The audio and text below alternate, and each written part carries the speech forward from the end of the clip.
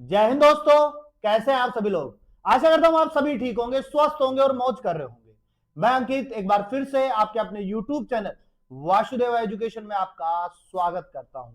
और एक बार फिर से मैं बॉटनी सेकंड सेमेस्टर के थर्ड यूनिट के क्वेश्चंस लेके आया हूं। ये इंपॉर्टेंट क्वेश्चंस नहीं, ये आपके एग्जाम के पास होने का सबसे बड़ा फॉर्मूला होगा। और जब आप एग्जाम देंगे तो एग्जाम में देखोगे कि वासुदेव एजुकेशन पे पढ़े हुए क्वेश्चन हूबहू आपके पेपर में छपते हुए दिखाई देंगे। और आज का हमारा पहला क्वेश्चन है बेटा, पहला क्वेश्चन है हमारा आज का। और आज का पहला क्वेश्चन स्क्रीन पर ये रहा आपका। ब्रायोफाइटा व जिम्नोस्पर्म में सजातीयता पर लेख लिखिए। एक तरफ देखो ब्रायोफाइटा और एक तरफ है आपका जिम्नोस्पर्म, दोनों के अंदर कंपैरिजन आपको करना है, सजातीयता लिखनी है, दोनों में क्या समानता है। क्योंकि हमें पता है प्लांट्स को हम बांटते हैं 5 भागों में। प्लांट्स को हम बांटते हैं 5 भागों में। एक आपका होता है थैलोफाइटा, एक होता है आपको थैलोफाइटा, एक होता है आपका बेटा ब्रायोफाइटा, एक आपका होता है टेरिडोफाइटा, एक आपका होता है जिम्नोस्पर्म और एक आपका होता है बेटा एंजियोस्पर्म। यानी ऐसे करके 5 होते हैं। इन 5 में केवल आपको इन 2 की बात करनी है, ब्रायोफाइटा और जिम्नोस्पर्म की सजातीयता पे। एक बात आपको साफ है, ब्रायोफाइटा के लिए अगर मैं बात करूं तो ब्रायोफाइटा जो होता है जल में पाया जाता है। कहां पाया जाता है? जल में। और कहां पाया जाता है? स्थल में। दोनों जगह पाया जाता है। जिम्नोस्पर्म की बात करें तो जिम्नोस्पर्म जो होता है ब्रायोफाइटा से वेल डेवलप होता है, ब्रायोफाइटा कम डेवलप होता है, जबकि जिम्नोस्पर्म ज्यादा डेवलप होता है। तो इसी आधार पर आपको क्या लिखना है? एक एफिनिटीज लिखनी है और विथ डिटेल लिखनी है। बड़ा क्वेश्चन होगा जहां आपसे ब्रायोफाइटा व जिम्नोस्पर्म के कैरेक्टर्स भी पूछ सकता है कि ब्रायोफाइटा के कैरेक्टर्स क्या होंगे, जिम्नोस्पर्म के कैरेक्टर्स क्या होंगे। क्योंकि सजातीयता पे लिख रहे हो तो ब्रायोफाइटा कैरेक्टर्स आपको पता होना चाहिए, जिम्नोस्पर्म के कैरेक्टर्स आपको पता होना चाहिए, तभी तो आप उन पे क्या लिखोगे? एक लेख लिखोगे, सजातीयता बना करके लिखोगे।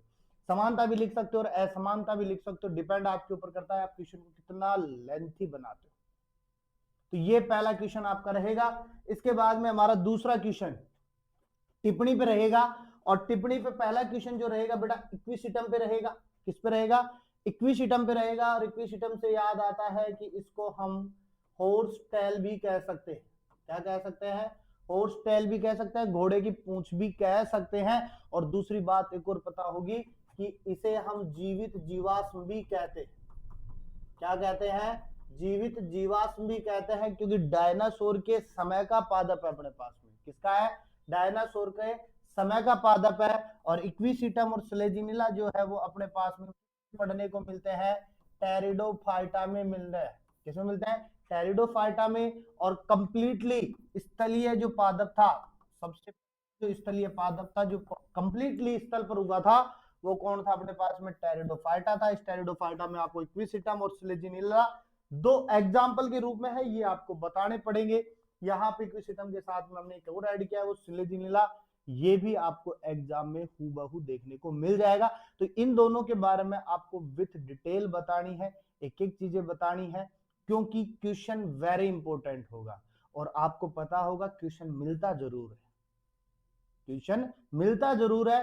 और ये क्वेश्चन उनके लिए है जो केवल पास होना चाहते हैं, जो परसेंटेज बनाना चाहते हैं ना, वो तो अपना पूरा मैटर पढ़ेंगे फिर वहां से वो निकालेंगे। ये केवल उनके लिए, इनको केवल पास होना है। हमें एक दो क्वेश्चन मिल जाए, हम पास हो जाए, हमारा सेमेस्टर क्लियर हो जाए, हम आगे थर्ड सेमेस्टर में जाके बैठ जाए बिना किसी माता पोड़ी के, घर वाले खुश हो जाएंगे, हाँ भाई छोरे ने सेमेस्टर क्लियर कर ली, छोरी ने सेमेस्टर क्लियर कर ली। ये केवल उनके लिए। तो ज्यादा डीपली मत लिया करो। जिनको परसेंटेज बनानी है, जिनको पूरा मैटर पढ़ना है, वो पढ़ सकता है बिना किसी माता फोड़ी के। और क्वेश्चन मिलते हैं, देखते हैं। और देखो ये क्वेश्चन खास करके उनके लिए होते हैं जो बार बार सर बनाओ क्वेश्चन दो, हमें चाहिए ही चाहिए, ये क्वेश्चन की तो जरूरत है हमें। इन क्वेश्चंस के बिना हमारा जीना अधूरा है। और एक चीज और देखो, अगर आप पूरे क्वेश्चंस को डिटेल से पढ़ोगे तो शायद आपका लगभग सिलेबस इन क्वेश्चनों में हम कंप्लीट करवा देते हैं। क्लियर बात है। दूसरा लास्ट एंड फाइनल यहाँ पे तीसरा क्वेश्चन आता है इवोल्यूशन ऑफ स्टेल, यानी यहाँ पे उद्विकास स्टेल के बारे में भी आपको बताना पड़ेगा। क्लियर बात है। जो टेरिडोफाइटा से रिलेटेड है तीनों क्वेश्चन, इक्विसिटम भी, सिलेजिनेला भी और इवोल्यूशन ऑफ स्टेल भी, टेरिडोफाइटा का ही इवोल्यूशन बताना, ये मान के चलो ना आप तो। और स्टेल के अंदर हम बात करें तो केवल तरीके से हम ये कह सकते हैं कि यहाँ पे हम जाइलम और फ्लोएम यानी कि संवहनी ऊतकों की हम क्या करेंगे, बात करेंगे। तो संवहनी ऊतकों का कैसे कैसे डेवलपमेंट हुआ उस चीज की हम यहाँ पे बात जिक्र करेंगे। Next final question, last and final, पहला क्वेश्चन रहेगा आपका heterospory and seed habit. Heterospory and seed habit, seed habit का मतलब है कि बीज का जो आवास है उसके बारे में बताना है, और हेटेरोस्पोरी का मतलब है कि हमारे पास में किस प्रकार से बीजाणु का फॉर्मेशन होता है। तो यहाँ पे दो प्रकार होते हैं, एक माइक्रो होता है, एक मेगा होता है, लघु और गुरु, या हम कह दें छोटा और बड़ा, ये दो होते हैं। तो ये हेटेरोस्पोरी में आएंगे, तो इनके बारे में बताना है, यानी नर व मादा के बारे में बताना है। और या मैं सीड हैबिट में बात करूं तो जब मेगा स्पोर जो होते हैं कंप्लीट फीमेल जनांगों को, वो उनके चारों तरफ जो लेयर बनता है ना, वो सीड हैबिट कहलाती है। ठीक है ना। तो शॉर्ट एंड समझो आप इस बात को कि सीड हैबिट ये है। तो इसको आप डिटेल से लिखना है, पढ़ना है, क्योंकि पूरी डिटेल मैं यहाँ पे दूं तो पॉसिबल नहीं है, क्योंकि हम केवल इंपोर्टेंट क्वेश्चंस की बात करें। हाँ, मैं हर एक क्वेश्चन के आपको हिंट जरूर देके जाता हूं, जिससे आप इस क्वेश्चन से रिलेटेड मैटर को बना सकते हो। और अगर आपने पूरे साल पढ़ाई की है, टीचर की क्लासेज अगर आपने सहूलियत से और बढ़िया तरीके से ली है, तो शायद मेरे हिंट जो होते हैं ना, वो आपके बहुत काम आते होंगे, क्योंकि क्वेश्चन बहुत आसानी से मिल जाता है। ठीक है। और उसके बाद में लास्ट में फाइनल क्वेश्चन रहेगा टेरिडोफाइटा का आर्थिक महत्व, economic importance of pteridophyta, very important रहने वाला है बेटा, 3 स्टार लगा के दे रहा हूं, क्वेश्चन बढ़ के आएगा। और टेरिडोफाइटा के आर्थिक महत्व में एक चीज तो याद रखनी है, जैसे ही टेरिडोफाइटा का जिक्र हो तो सबसे पहले आपको याद रखना है सजावटी पौधे। कौन से याद रखने हैं? सजावटी पौधों में सबसे ज्यादा काम अगर किसी पादप का लिया जाता है तो वो टेरिडोफाइटा का होता है। इसके अलावा औषधीय पादपों में जितने भी पादप है उनका कहीं ना कहीं औषधीय में या औषधि बनाने में उनका योगदान होता है। इसके अलावा हम बात करें तो बायोटेक के अंदर भी, इसके अलावा हम बात करें इकोलॉजी के अंदर भी, तो इन सब में इनका क्या है, आर्थिक महत्व है। बड़े विस्तृत सुदृढ़ रूप से इसको समझाना है, क्योंकि क्वेश्चन बनेगा 15 में बनेगा, छोटा मोटा नहीं बनेगा। ठीक है, मैंने 7.5 में देख के बता रहा हूं, तो क्वेश्चन बड़ा भी बन सकता है, छोटा बन सकता है, एक नंबर में पूछ सकता है।